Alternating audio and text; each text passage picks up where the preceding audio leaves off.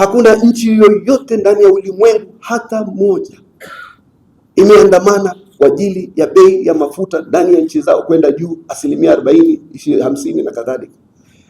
Lakini hawa vikojozi wanatuonesha sisi ukabila, kwamba kwa muda mrefu tumewaangalia watu wachache wakijiita viongozi wa upinzani, mmoja akiwa ametota na ukabila, mwingine akiitwa ile tikiti ile watermelon, wengine wakiwa ni washutuma za mauaji, leo wakijichomoza kujionyesha kwamba wao ndio wako na suluhu wa hili taifa la Kenya. Miaka nenda siku rudi, wao wanamwaga uhasama na chuki za kikabila, wanachukua mikondo ya kitaifa na ya kimataifa wakaweka katika mipangilio ya kikabila. Ndio kaona hata yale matokeo kwa idadi kubwa ya taifa ya Kenya yanakuwa ni mikondo ya matokeo yanaenda katika misingi na maeneo ya kikabila. Na sisi hapa tuko kama taifa, kama watu wa UDA, tunataka kujenga taifa moja. Hiyo ndio mwito wa Rais William Ruto, na hiyo ndio mwito wa UDA, na hiyo ndio mwito wa broad based government. Lakini tumewaangalia kwa muda mrefu sana, wakilala wakikojoa ni William Ruto na uhasama wa kikabila. Na mimi tumefika wakati sisi pia si wale vijana tena, sisi ni wazee katika ile taifa. Na mimi ndio huweka hizi mvi watu waelewe, kuanzia tukitoka katika harakati za ujana mpaka sasa tunakuwa wazee. Wazee ni hekima, uongozi ni maarifa, uongozi ni hekima. Lakini tumeona mijirisere yaliyoshindwa katika zile serikali iliyopita. Watermelon, yule mmoja alikuwa dio mwizi, yule mmoja alikuwa muuaji. Leo ati ndio wao ndio mpangilio wa upinzani. Sisi upinzani huu, hii serikali by the way, ndio serikali imejumlisha idadi kubwa kabisa ya vijana, kutoka rais ambaye ako na ujana na ameanzia siasa zake ujanani, mpaka viongozi, mwenyekiti wa chama hichi, katibu mkuu wa chama hichi. Ni watu ambao tarehe yao na historia yao inaweza ikaandikwa na Wakenya kwa kupitia katika vyombo vya habari na utafiti unaoitwa open book. Lakini leo wamechukua urongo wakaufanya ni ukweli, na wakachukua hawa vikaragosi wakatumia ule urongo kuweza kuchochea Wakenya. Na tumefika point ambayo sisi kama Wakenya tunakaa na tunaomba Wakenya wenzetu, wale wengi ambao tunawajumlisha katika hii serikali, kwamba ni wakati sasa imefika tukae kama nchi moja na tukabiliane na ukabila ule huko. Nimesema katika hii taarifa yangu kwamba kuna misingi fulani ambayo inaathiri vipi tunaweza kuweka bei za mafuta ndani ya Kenya. Sisi kama Kenya hatuna mafuta yetu. Mafuta hayana, bei ya mafuta haiko katika mkono wa serikali ya Kenya. Iko katika mikono ya kimataifa, international trends and phenomena. Na sisi pia tunaathirika kama wengine. Hakuna nchi yoyote ndani ya ulimwengu hata moja imeandamana kwa ajili ya bei ya mafuta ndani ya nchi zao kwenda juu 40%, 50 na kadhalika. Lakini hawa vikojozi wanatuonesha sisi ukabila, wanachoma infrastructure ambao tumejenga na damu na jasho letu, wanang'oa infrastructure. Kila wakati ukabila ni kung'oa infrastructure. Na wale zile sehemu ambazo katika historia ya Kenya zilishughulikiwa zaidi, nilikuwa namwambia Cecilia leo, Lokichar, Lokichogio, North Hope, Banisa, huku Northern Kenya hawana barabara. Wewe unang'oa barabara ile umejengewa, alafu una expect sisi tuje tu repair.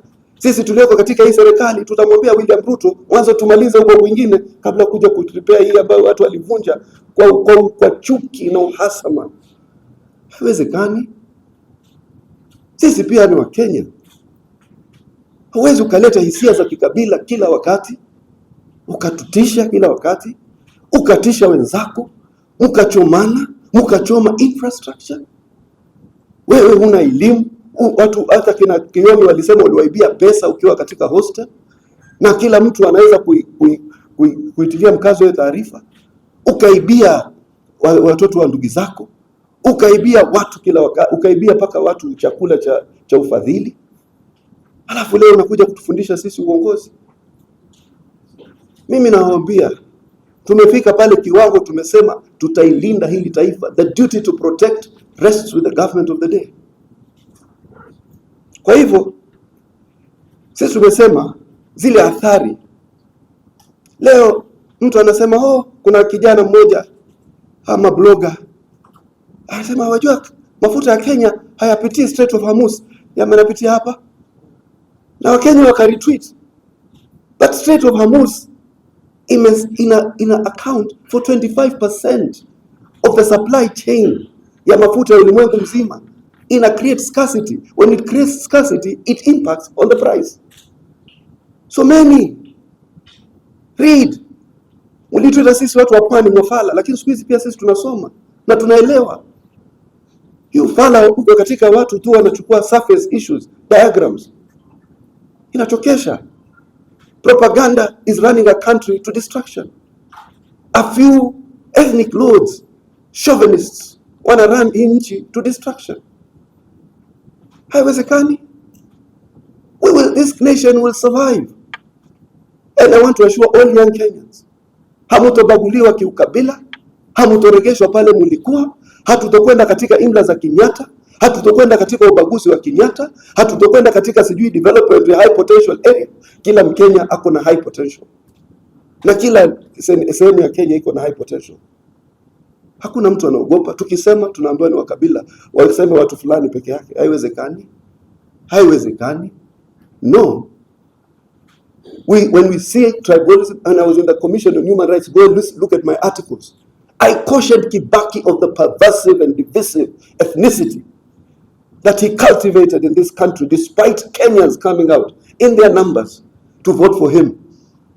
Hawa Kenya waliokwenda katika 2002 wakapigia Kibaki ama Uhuru Kenyatta, walikuwa wajui hao wawili ni Wakikuyu? How then did we so suddenly become tribal? Mukaanza kubagua watu katika idara za maserikali, wakati wengine wanashikilia. Siku moja aliposhikilia, muliita Moi passing cloud, mukaita Moi limping ship, sijui mukasema nini, sijui warriors. Ruto akichukua, munaanza kusema one term. Kama vile Moi was not a passing cloud, neither is Ruto going to be there for one term. He will serve his two full terms kwa mapenzi ya Mungu.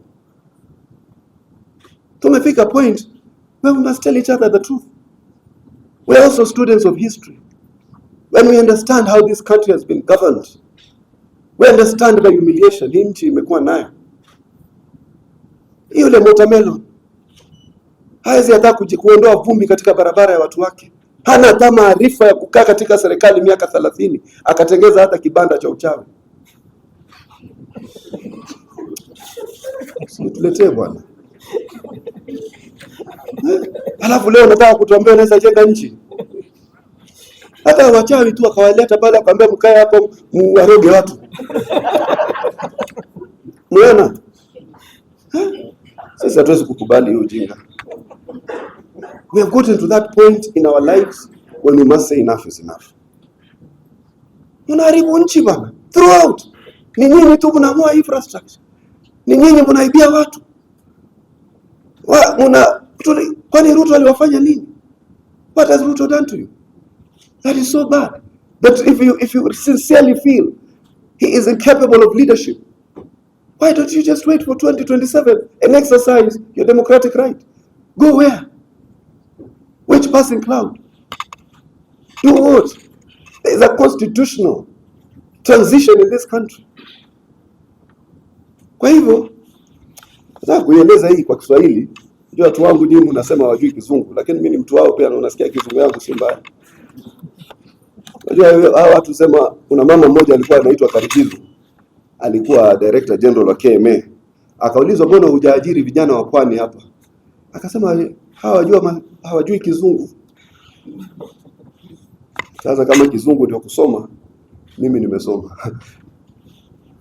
Kwa hivyo kwa ajili ya zile gharama za kimataifa zimeenda juu. Bei ya landing cost ya fuel hapa ndani ya Kenya pia ikaenda juu, na kama ulimwengu mzima bei imeenda juu, lakini serikali yetu iliweza kufadhili or to take part of the cost ya gharama ya mafuta. Ya kwanza kwa kutumia, tulikuwa tumetenga 16 billion ya Petroleum Development Fund ambayo tunatumia kwa hii mambo ya fuel stabilization. Gharama ya mafuta ya April, landing cost was lower. Tukatoa mchango wa bilioni 6 ndio tukaweza kuweka gharama ya mafuta chini kidogo. Huu mwezi wa Mei tukaweka mchango mwingine wa bilioni 5 kama serikali, na licha ya kuweka huu mchango wa stabilization kutoka Petroleum Development Fund, bei vile vile bado ikaongezeka kwa shilingi 46 kwa upande wa diesel ambayo ndio inatumika kwa idadi kubwa. Katika hizo bilioni 5, bilioni 4.5 zilitumika ku subsidize diesel na bilioni na nusu bilioni 500 million ikatumika ku stabilize kerosene. Na vile vile serikali ilikuwa tayari imetoa mchango wa zaidi. Walikuwa wametoa mchango wa kupunguza gharama ya VAT, value added tax, kwa nusu. Na athari ya kupunguza VAT, sisi mkusanyiko katika kodi ya mafuta kila mwezi kwa kupitia VAT ni bilioni 25. Kwa kukata kwa 8% ama kwa nusu, tukafika katika bilioni 12.5. Kwa hivyo ukijumlisha ule mchango ambao serikali so far umeweka katika kwa ku exempt VAT, inafika karibu bilioni 16. Na ukijumlisha na ile pesa tumeweka kutoka stabilization fund ambayo inaharimia karibu bilioni 11, alafu jana usiku kwa kupitia ushauri wa rais na kwa kupitia ushauri wa mkuu wa sheria Dr. Sodwar kukatolewa mchango mwingine wa bilioni 2.75 ambayo sasa ikaweza kupunguza gharama ya bei ya diesel kwa shilingi 10. Ndio sasa diesel hapa ndani ya Nairobi imeshuka to 232. Kwa hivyo ile ambalo wale sekta ya matatu wanaitisha ni kwamba tukate bei na shilingi 35. Sisi kama serikali tayari tumekuwa tumepunguza VAT, tayari tumeweka stabilization fund hapo awali, na tayari tumeweka stabilization fund ya mwezi wa Mei, na kwa hivyo na tukaongeza tena kutoka to stabilization fund, sasa kumesalia kama bilioni 2. Ukawa hakuna tena ile flexibility ya kuweza kupunguza zaidi kwa ajili then itaathiri ile domestic tax, kukusanya ushuru, na itaathiri sekta nyingine ya kiuchumi. Na sisi tunajaribu kuwaelezea Wakenya wenzetu kwamba lazima vile vile tulipe zile deni ambazo kina Uhuru Kenyatta walituletea wakatutweka. Lazima tulipe masala ya elimu, lazima tufadhili pensions, lazima tulipe mishahara, lazima tuendeshe mikakati ya afya. Hatuwezi funga nchi kabisa. Ndio tunaomba kwamba kwa huu muhula kila mtu ajaribu kukaza kamba pale atakapoweza. Na wengi wenu mmetufahamu, na nimeona hata video nyingi sana watu wakisema kwamba kuna masala ya fuel stabilization global phenomenon ambayo imetokea ulimwengu mzima, na wametufahamu. Wao wanataka, sisi tunatumia diesel lita milioni 8 kwa siku. Ukisema sisi tutumie tutoe ufadhili wote kwa ujumla,